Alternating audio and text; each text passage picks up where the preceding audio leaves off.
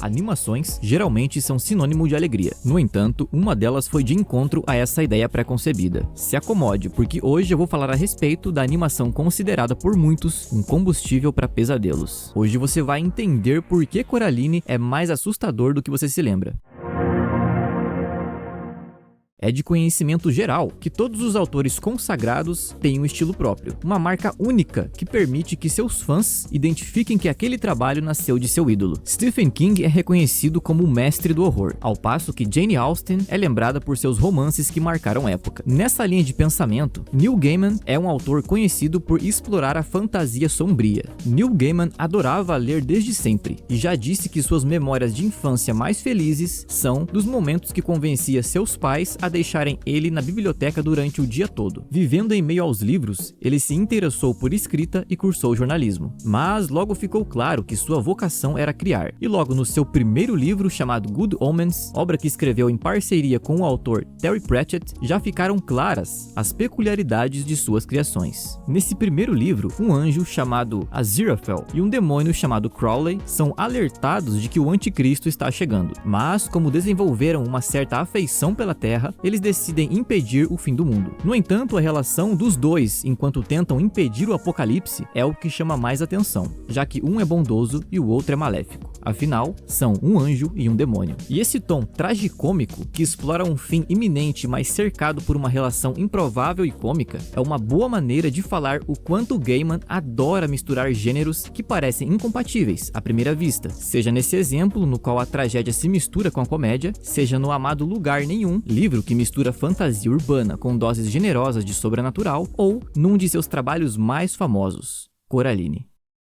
Em meio a tantas obras criativas e chamativas, essa é uma das que mais se destaca, porque foge um pouco dos moldes do que o autor publica frequentemente. Ao invés de voltada para o público adulto, essa obra mira no público infanto-juvenil, e ao invés de um humor ácido e um tom apocalíptico, a história vem carregada de uma atmosfera misteriosa e que, curiosamente, mistura a ingenuidade com o sombrio. Lançado em 2002, Coraline vendeu por volta de 1 milhão de cópias em todo o mundo e ficou em 82º lugar na lista dos melhores livros deste século. Tudo isso não é à toa. O que diferencia Coraline de outras histórias feitas para o público infantil é o seu tom assustador. As histórias infantis tendem a seguir um certo ritmo e progressão parecidos, e seus ápices frequentemente são os mesmos, com seus personagens em perigo ou até mesmo correndo riscos à própria vida, mas nada que pareça verdadeiramente assustador. É como se as histórias voltadas para o público infantil não se atrevessem a cruzar uma linha que delimita o terror infantil do terror propriamente dito. No entanto, tal qual a personagem principal, a história do livro Coraline cruzou a linha entre a realidade e o desconhecido e nos presenteou com uma das histórias mais deliciosamente incômodas dos últimos anos. A trama de Coraline parece simples à primeira vista. Uma menina de 11 anos se muda para um lugar que ela detesta. Os pais mal lhe dão atenção e ela fica entediada o tempo inteiro. Isso muda quando ela descobre uma porta secreta enquanto explora sua casa. Inicialmente, tem apenas uma parede de tijolos atrás da porta, mas quando ela tenta abrir novamente à noite, a porta se transformou num túnel que leva para outro mundo. Lá, tudo é parecido com a vida real, com exceção de seus pais, que lhe dão toda a atenção que ela sente falta no mundo real. Além disso, tudo parece mais vivo, mais colorido e mais legal. No início, Coraline se deixa levar por essa utopia, apesar de algo parecer terrivelmente errado. Afinal, mesmo com tudo perfeito, os olhos dos habitantes desse mundo não eram como os que ela conhecia. Onde deveria ter olhos, estavam costurados botões. Tarde demais, Coraline descobre que aquela aparente perfeição era uma armadilha e precisa enfrentar um ser terrível para ter os seus pais e a sua vida de volta. Essa trama pouco a pouco vai nos mostrando seus tons macabros e uma mensagem angustiante, que eu vou falar melhor no segmento final desse vídeo. Além de ter essa atmosfera misteriosa que instiga nossa curiosidade, o mais legal é saber que essa história não é apenas voltada ao público infantil, como também foi inspirada por uma criança. Holly, a filha de Gaiman, tinha por volta de 4 anos de idade quando foi até o pai, que estava escrevendo no notebook, e ditou para ele uma história de uma menininha que se parecia com ela, que enfrentava uma bruxa que fingia ser sua mãe e no final a menina escaparia. Gaiman gostou muito da ideia e foi até um site comprar um livro que tivesse uma história assim, porém ele não encontrou. Como não achou, ele decidiu escrever um. And I thought, this is so cool. She loves stories like this. I'll buy her some.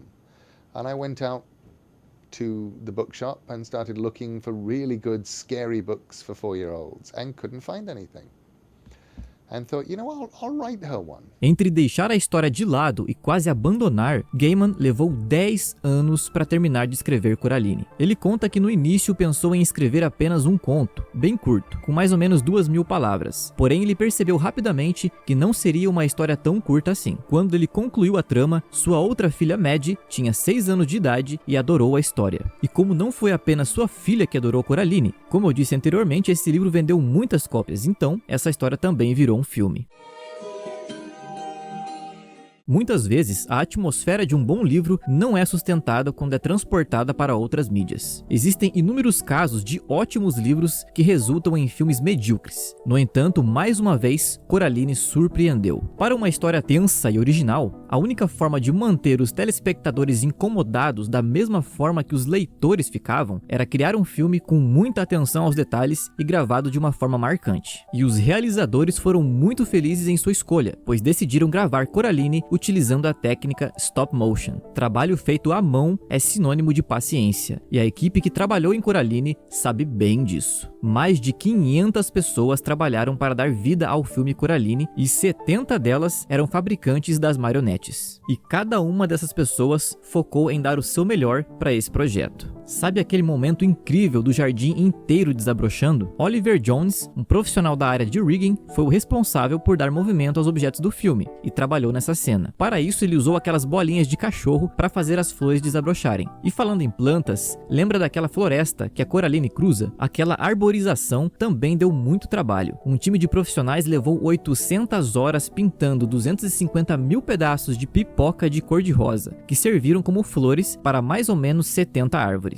O esmero da equipe em criar tudo do zero é bem perceptível. Sério, olha essa água, ela também foi construída. E a artista Althea Crumb leva de 6 semanas a 6 meses para criar uma roupinha, e ela costurou as roupinhas que vemos no filme. E após 4 anos de um cuidadoso trabalho em equipe, o filme Coraline foi lançado e se tornou o sucesso que a gente conhece. Bom, você já entendeu que essa história brinca muito com o que esperamos de um filme infantil, e já entendeu o trabalho que deu para fazer tudo isso em stop motion. Porém, a escolha dessa técnica não foi sem razão. Coraline não é apenas um terror para crianças, ele tem uma camada macabra se pararmos para analisar essa história. Logo no início do filme, já aparece uma cena bem bizarra. Garras metálicas agarram uma boneca de pano e a descostura, tira pedaços seus e a despersonifica, e literalmente vira do avesso. Enquanto tudo isso acontece, uma música sinistra toca ao fundo, com vozes de crianças, mas com um som melancólico. Por fim, a boneca é completamente transformada em outra. Muitos enxergam isso como uma alusão do que virá em seguida. Afinal, essa bonequinha se transforma em alguém muito parecido com a própria Coraline. Então parece apenas uma dica do que a outra mãe vai fazer. No entanto, isso também é interpretado como um adulto manipulando uma criança. A forma grosseira com que a boneca é manuseada e como é mudada e tem algo sendo arrancado de dentro dela deixa isso claro. A inocência sendo tirada por alguém perverso. O que fortalece essa teoria é que, durante o filme, a outra mãe tira os olhos das crianças. Isso mostra que ela tirou parte de quem elas eram ao praticar algo terrível contra elas.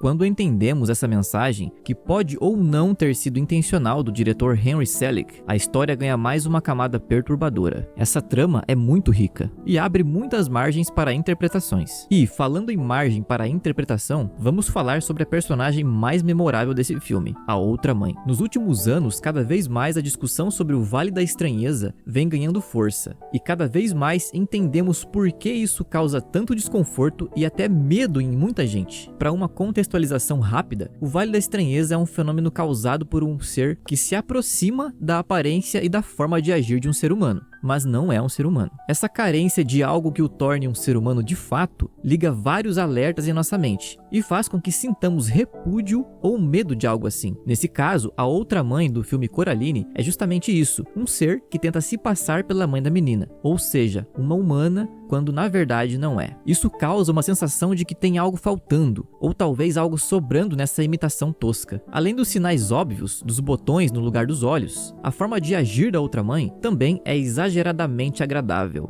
E nós sabemos que a raça humana não tem essa bondade intrínseca, né? E que tal a sua aparência ou a maneira de falar da outra mãe também é uma forma de sedução. Ela usa um tom amistoso no início e no final já não esconde mais quem é de verdade. Por isso, a dublagem dos personagens é um fator tão importante para transmitir de verdade essas nuances. E falando desse ponto aqui em solo nacional, a qualidade da dublagem brasileira é indiscutível. E a dubladora Lina Mendes tem talento para dar e vender. Por isso, ela já interpretou uma das personagens femininas mais famosas do mundo das artes, a Christine de O Fantasma da Ópera. E no filme, ela dá voz à protagonista, Coraline. Já a mãe e a outra mãe são dubladas pela mesma pessoa, e é a Mônica Rossi, que já atuou em vários programas da Rede Globo. E o pai é dublado por Eduardo Borghetti, que é conhecido como o Visão da Marvel e o Jake de Hora de Aventura. Com tantas margens para ser interpretado e uma qualidade técnica indiscutível, Coraline concorreu ao Oscar de Melhor Animação em 2010, e foi o filme com mais indicações a prêmios, na categoria de animação. Só perdeu para Up, Altas Aventuras. O animador Eric Landon mostrou os bastidores do filme, e entre tudo que já vimos aqui no vídeo, esse é mais um momento que mostra o quão complicado é esse trabalho. Ele precisa se aproximar dos bonecos para mudar as suas posições, e quando faz isso, as suas roupas podem pegar fogo por causa do calor das lâmpadas. Então, ele precisa usar os dentes, morder a sua camiseta e afastá-la de seu corpo enquanto mexe os bonecos. Todo esse esforço para fazer um frame de animação, e para ficar claro